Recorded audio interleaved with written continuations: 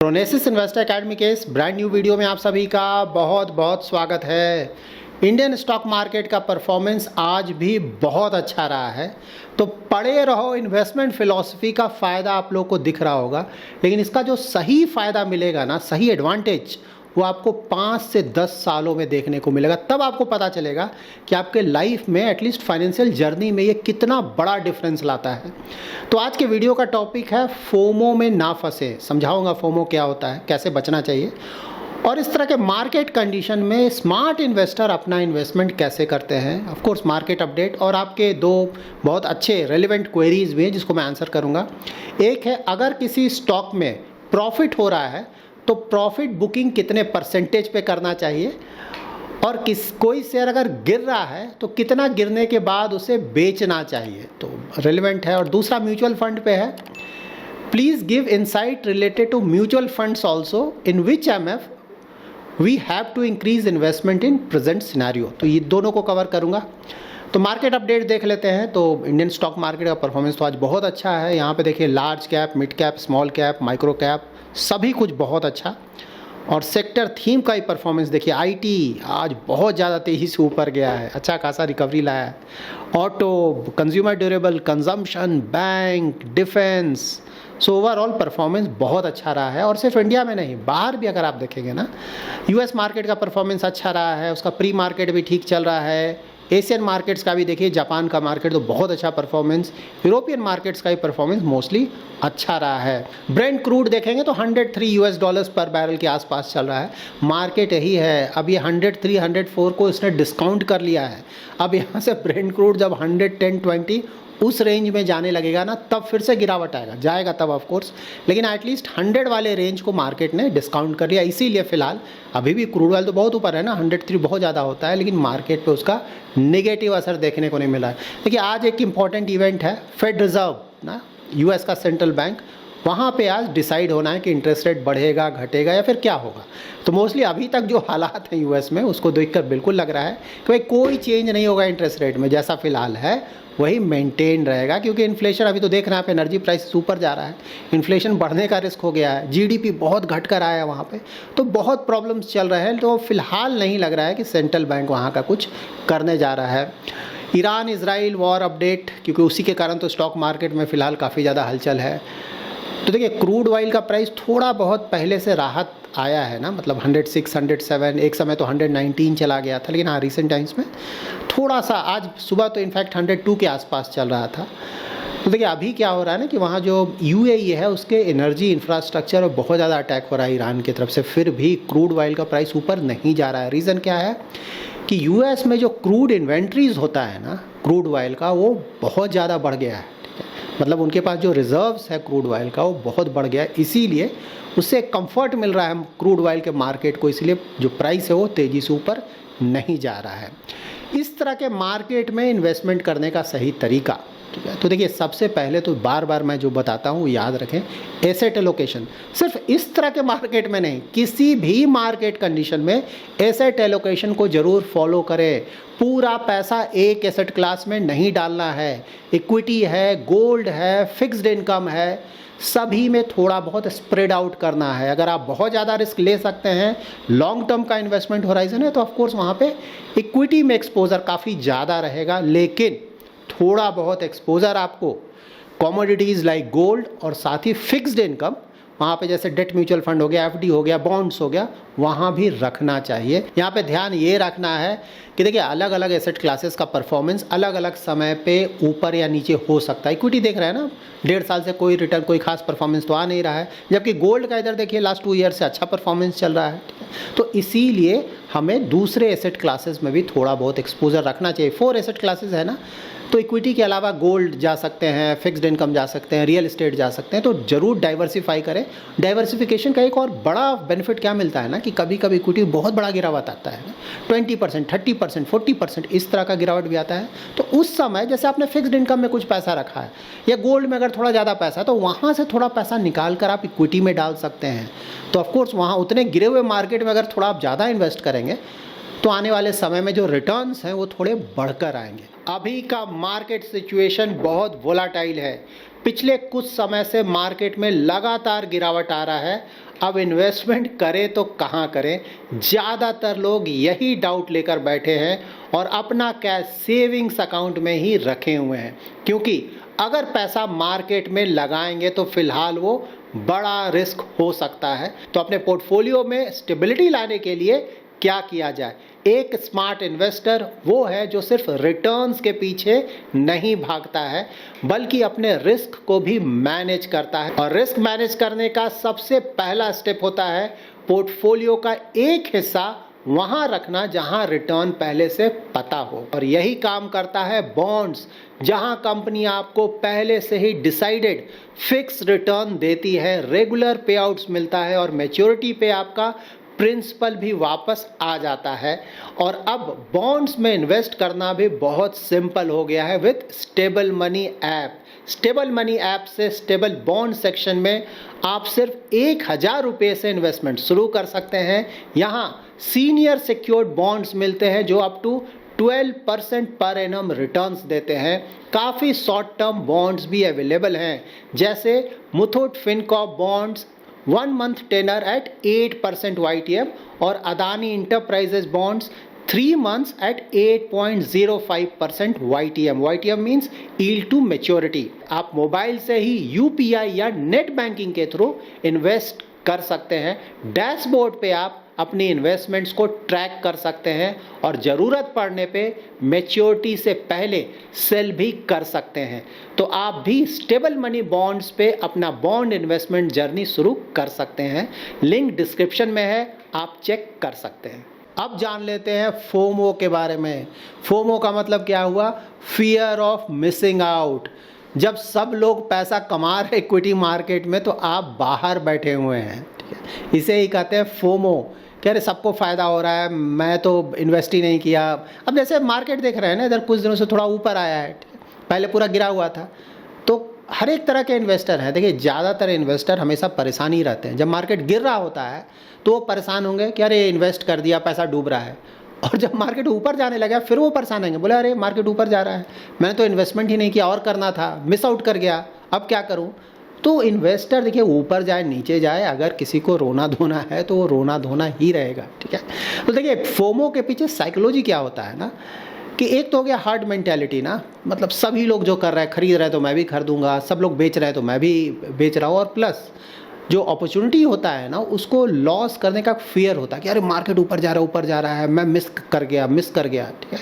और उसी तरह से सोशल मीडिया इन्फ्लुएंस भी है। ऑफ कोर्स यूट्यूब आप देखते हैं, व्हाट्सअप है, ट्विटर है, टेलीग्राम है, वहाँ से भी फ़र्क पड़ता है। देखिए, हमेशा ध्यान में रखें कि मार्केट अपॉर्चुनिटी कभी भी पूरी तरह से ख़त्म नहीं होता है, ठीक है? सिर्फ आपका पेशेंस ख़त्म हो सकता है। अगर आप पेशेंस के साथ यहाँ मार्केट में आएंगे, इन्वेस्टमेंट का अपॉर्चुनिटी अनलिमिटेड है। हमेशा अपॉर्चुनिटी कहीं ना कहीं मार्केट में आपको ज़रूर मिलेगा। तो इसलिए फोमो के चक्कर में नहीं रहो, अरे सब कुछ बर्बाद हो गया, मार्केट ऊपर चल गया, मैं पूरा मिस कर गया, ऐसा नहीं होता है। फोमो में देखिए कॉमन मिस्टेक्स क्या है, कुछ मैं बता देता हूँ। जैसे डर से क्या होगा ना, मार्केट जब बहुत ऊपर चला जाएगा, बहुत ज़्यादा रिटर्न आ जाएगा, तब आप जाकर इन्वेस्ट करेंगे, ठीक है? और वो तो गिरने का समय हो जाता है, तो ऑफकोर्स वहाँ पर लॉस का रिस्क बढ़ जाता है। बिना रिसर्च किए हुए इन्वेस्टमेंट, बिना सोचे समझे, भाई ऊपर जा रहा है इन्वेस्ट कर दो ना, मोमेंटम वाला। और बहुत ज़्यादा बाई सेल, जो ऊपर जा रहा है उस पर इन्वेस्ट करेंगे, जो थोड़ा भी नीचे है उसे बेच देंगे, ठीक है? रिस्क मैनेजमेंट का कोई ध्यान नहीं रखना। तो अगर आपको स्मार्ट इन्वेस्टर बनना है तो कुछ मैं पॉइंटर्स बता रहा हूँ, उसको आप ध्यान में रखें। एक तो है कि भाई डिसिप्लिन फॉलो करें, ठीक है? पहले से ही अपना स्ट्रैटेजी डिसाइड कर ले। जैसे SIP चल रहा है ना, इसमें क्या दिमाग लगाना है आपको? Systematic invest plan. Every month एक सर्टेन अमाउंट आप डिसाइड करें और डालते रहें। मार्केट ऊपर है नीचे है, उसमें कहीं कोई प्रॉब्लम नहीं होना चाहिए, ठीक है? सिंपल है SIP, ठीक है? उसके बाद एसेट एलोकेशन का आपको ध्यान रखना चाहिए, जो कि मैंने शुरू में आपको बताया, पूरा पैसा एक एसेट क्लास में कभी नहीं डालना चाहिए, मिक्सअप करके रखना चाहिए। उसके बाद जब भी आप स्टॉक्स में इन्वेस्टमेंट करने जाएं तो वैल्यूएशन ज़रूर देख लें। कितना भी अच्छा क्वालिटी है स्टॉक का, अगर वैल्यूएशन बहुत ज़्यादा है तो इन्वेस्टमेंट करने का कोई मतलब नहीं बनता है। और जब भी मार्केट में अगर आपको लग रहा हो कि वैल्यूएशन बहुत ज़्यादा हो गया है, यहाँ से मार्केट थोड़ा गिर सकता है, ठीक है, तो वहाँ पे थोड़ा बहुत कैश रखना चाहिए। जैसे कि मैंने पिछले कुछ समय से आप लोगों को बताया था ना, 20% के लगभग मैंने रखा था, लग रहा था कि मार्केट गिरेगा, और धीरे धीरे मैं उसको डिप्लॉय कर रहा हूँ। तो ये बहुत ज़रूरी है, ठीक है। तो पेशेंस के साथ और स्ट्रैटेजी बनाकर इन्वेस्टमेंट करते रहें, और सही मौका का तलाश में हमेशा नहीं बैठे रहें कि जब आएगा तो। देखिए, हमेशा ही ज़्यादातर पैसा हमारा इन्वेस्टेड रहना चाहिए। थोड़ा बहुत पैसा ऑफ कोर्स हम रखेंगे अगर हमें लगता है कि अपॉर्चुनिटी मिल सकता है, थोड़ा बहुत पैसा, क्योंकि एग्जैक्टली मार्केट को टाइम करना किसी के लिए भी इम्पॉसिबल है। यहाँ पे आपको ध्यान ये रखना है कि फोमो के चक्कर में नहीं पड़ना है, पड़े रहो, इन्वेस्टमेंट फिलॉसफी को फॉलो करना है। वेल्थ बनता है टाइमिंग से नहीं, मार्केट में टाइम देने से, ठीक है। नाउ मैं आपके दो प्रश्नों का जवाब दे देता हूँ, दोनों रेलिवेंट है, स्टॉक और म्यूचुअल फंड। आपको समझना चाहिए ये सब चीज़, ताकि जैसे अगर कोई किसी स्टॉक का बहुत तेज़ी से ऊपर जा रहा है ना, बहुत ज़्यादा रिटर्न आ गया, तो कब प्रॉफिट बुक करें, रेलिवेंट क्वेरी है। तो देखिए, हमेशा ध्यान में रखें कि जब भी आप इन्वेस्ट करने जाएं किसी भी स्टॉक में, तो पहले ही आपको थॉट प्रोसेस में ये क्लियर होना चाहिए, आपके थॉट प्रोसेस में, कि आप इन्वेस्ट कर क्यों रहे हैं। एक तो होता है कि लॉन्ग टर्म ग्रोथ स्टोरी है, लग रहा है कि कई सालों तक उस पर्टिकुलर सेक्टर या थीम का समय चल रहा है, सालों तक ऊपर जाएगा, ठीक है। तो वहाँ पे तो निकलने का कोई मतलब नहीं बनता है ना, वो तो इन्वेस्ट कर दिया, क्वालिटी अच्छा है, सिर्फ उसको ट्रैक करते रहेंगे, लेकिन इन्वेस्टेड रहेंगे, ठीक है। कभी नहीं बेचने की ज़रूरत है उसको छोड़ देंगे। मल्टी बैगर वैसा ही बनता है, अगर सही में आपको अमीर बनना है तो छोड़ना पड़ेगा, थोड़ा 10-20% ऊपर नीचे होने से फ़र्क नहीं पड़ना चाहिए। और एक तरीका होता है टैक्टिकल इन्वेस्टमेंट। वहाँ पे है कि कोई पर्टिकुलर थीम या सेक्टर लग रहा है ना कि आने वाले 1-2 साल तक या कुछ महीनों तक किसी इवेंट के कारण या किसी न्यूज़ के कारण या किसी कारण ऊपर जा सकता है, और शॉर्ट टर्म में ही बहुत ज़्यादा रिटर्न आ सकता है, होता है ऐसा, इसको बोलते हैं टैक्टिकल इन्वेस्टमेंट। तो वहाँ पे अगर आपने टैक्टिकल कॉल लिया है, तब तो ऑफकोर्स जब आपका पैसा बन जाएगा और देख रहा है कि भाई इस कारण मैंने इन्वेस्ट किया, वो चीज़ अब पूरा हो गया, अब आगे इसका एडवांटेज नहीं मिलेगा, तो वहाँ बेच के निकल जाएंगे, ठीक है। लेकिन टैक्टिकल कॉल ज़्यादा लेना नहीं चाहिए, हमेशा ध्यान रखें, ज़्यादातर जो पैसा है वो लॉन्ग टर्म के लिए डालना चाहिए। वैसे स्टॉक्स में जिसका ग्रोथ स्टोरी सालों तक चलेगा, ज़्यादातर पैसा वहीं, थोड़ा बहुत अगर कोई चाहे तो टैक्टिकल कॉल ले सकता है। तो बेचने का डिसीजन ऐसा ही होना चाहिए। अगर बहुत अच्छा कोई स्टॉक कर रहा है, बेचने की कोई ज़रूरत नहीं, उसको छोड़ दीजिए ना, उसको रहने दीजिए। हाँ, जब कभी बहुत ज़्यादा पैसे की ज़रूरत पड़ जाए, आपके पास पैसा नहीं है, तब ऑफकोर्स मजबूरी में वहाँ से थोड़ा बहुत निकाला जा सकता है। उसी तरह से स्टॉक जब गिर रहा है तो एवरेज कब करें, बेच कब दें। तो देखिए, यहाँ तो सबसे ज़्यादा ज़रूरी ये है कि जो स्टॉक है उसका क्वालिटी कैसा है, सबसे पहले आपको ये देखना है। और जो गिरावट आ रहा है उसका आपको कंपेयर करना पड़ेगा। जैसे स्मॉल कैप का है तो स्मॉल कैप इंडेक्स में किस तरह का गिरावट है, उसके मुकाबले आपका स्टॉक कैसा। जैसे पूरा स्मॉल कैप ही गिर रहा है, सारा स्टॉक ही गिर रहा है, वहाँ भी आपका स्टॉक गिर रहा है, कोई बड़ी बात नहीं है ना, सब कुछ गिर रहा है, आपका भी गिरेगा, तो वहाँ तो दिमाग लगाना, उसको तो छोड़ देना है। लेकिन हाँ, बाकी सब कुछ ठीक कर रहा है, उसी सेक्टर या थीम के दूसरे स्टॉक्स अच्छा कर रहे हैं, सिर्फ आपका स्टॉक ही गिरने जा रहा है, ठीक है। लेकिन अगर यहाँ पे क्वालिटी काफ़ी अच्छा है तो आपको देखना पड़ेगा कि किस कारण गिर रहा है।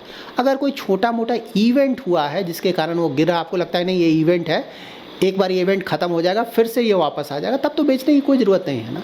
तो ये ध्यान रखें। तो अगर थोड़ा बहुत किसी इवेंट के कारण गिर रहा है, स्टॉक का क्वालिटी बहुत अच्छा है, तो ऑफकोर्स वहाँ पे तो खरीदारी का मौका मिलता है ना, वहाँ पे और ज़्यादा हम इन्वेस्टमेंट कर सकते हैं। लेकिन बहुत सतर्कता बरतें ना, अगर घटिया क्वालिटी है, ठीक है, और लगातार गिर रहा, वहाँ पर इन्वेस्टमेंट नहीं करें, पूरा पैसा डूब जाएगा। क्वालिटी बहुत अच्छा होना चाहिए, और ये आपको श्योरिटी होना चाहिए कि भाई ये शॉर्ट टर्म का प्रॉब्लम है, इसके बाद जैसे ही प्रॉब्लम हटेगा तो फिर वापस आएगा, ठीक है। ये कॉन्फिडेंस आप में होना चाहिए। किसी भी स्टॉक में इन्वेस्ट करते वक्त या किसी भी तरह का इन्वेस्टमेंट करते वक्त बिल्कुल ध्यान में रखें कि प्रिंसिपल अमाउंट हमें बचाना है, ठीक है।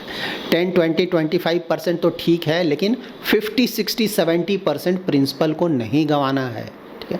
ये ध्यान में रखें।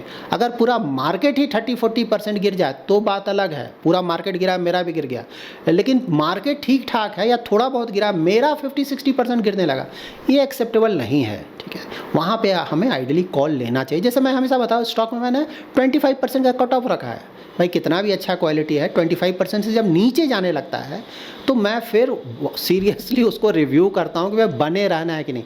ये ज़रूरी नहीं कि मैं बेच दूंगा, मैं पहले भी क्लियर कर रहा हूँ, लेकिन हाँ, वहाँ पे मैं सीरियस हो जाता हूँ कि क्या भाई बेचने का समय आ गया है, क्योंकि प्रिंसिपल भी हमें बचाना है। वो बहुत पूरा प्रिंसिपल भी आपका 60, 70, 80% उड़ जाएगा, कब वापस आएगा, कब रिटर्न आएगा, ठीक है। लेकिन हाँ, 10, 20, 25% से परेशान नहीं होना चाहिए, क्योंकि अगर आप थोड़े-थोड़े लॉस पे बेचना शुरू कर देंगे तो कभी भी आपको मल्टी बैगर का एडवांटेज नहीं मिल पाएगा, क्योंकि कितना अच्छा भी स्टॉक हो ना, कभी ना कभी थोड़ा प्रॉब्लम आएगा, 10-20% तो आराम से कोई भी स्टॉक गिर सकता है। तो थोड़ा बहुत गिरने से हमें नहीं बेचना चाहिए, लेकिन हाँ, बहुत ज़्यादा गिरने लगा और सही में कुछ प्रॉब्लम दिख रहा है वहाँ पे कि भाई नहीं, इस पूरे स्टॉक में प्रॉब्लम है, कंपनी में प्रॉब्लम, तो वहाँ पे तो बिल्कुल बेच देना चाहिए, बेचने से भी नहीं रुकना चाहिए अगर कोई बड़ा प्रॉब्लम दिख रहा है तब, ठीक है। नाउ म्यूचुअल फंड रिलेटेड, कि भाई इस तरह के मार्केट कंडीशन में किस तरह के म्यूचुअल फंड स्कीम में इन्वेस्ट करना चाहिए। अगेन मैं वही चीज़ बताऊंगा, बेसिस मार्केट कंडीशन हम इन्वेस्टमेंट नहीं करते हैं। ये तो शॉर्ट टर्म का इन्वेस्टमेंट हो जाएगा ना। अभी जैसे ईरान का प्रॉब्लम चला है यूएस इजराइल से, कब तक चलेगा, हो सकता है कुछ महीनों तक चले, ठीक है, ज़्यादा तो यही चांसेस है। अब कब तक चलेगा एक्जैक्टली हमें नहीं पता, नहीं फिलहाल लग रहा है कि भाई कुछ महीनों में शायद सेटल हो जाए, शायद सेटल हो जाए। तो इसके लिए हम कुछ महीनों का इन्वेस्टमेंट करने नहीं जाएंगे ना, वो तो टैक्टिकल कॉल हो गया, जिसके बारे में मैंने आपको स्टॉक में बताया, ठीक है, स्टॉक का जो मैं डिटेल कवर कर रहा था। देखिए यहाँ पे ध्यान ये रखना है कि भाई हम लॉन्ग टर्म इन्वेस्टर हैं, पड़े रहो इन्वेस्टमेंट फिलॉसफी को फॉलो करते हैं।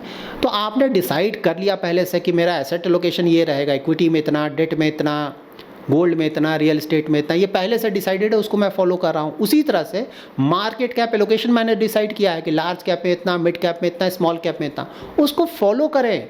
मार्केट कहीं भी हो, कोई भी कंडीशन हो, अगर आपका एसआईपी चल रहा है छोटा छोटा, तो उसमें क्या दिक्कत है, चाहे लार्ज कैप हो, चाहे मिड कैप हो, चाहे स्मॉल कैप। अभी तो वैल्यूएशन रिलेटिवली सबका ही पहले के मुकाबले काफ़ी इंप्रूव हुआ है।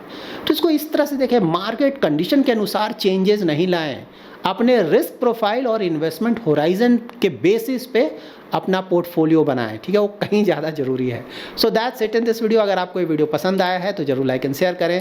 पहली बार हमारे यूट्यूब चैनल पे आ रहे हैं तो चैनल को जरूर सब्सक्राइब करें। Thanks lot for watching. Fixed returns do not constitute guaranteed or assured returns. Investments in corporate debt securities, municipal debt securities/securities debt instruments are subject to credit risks, market risks, and default risks, including delay and/or default in payment. Read all the offer-related documents carefully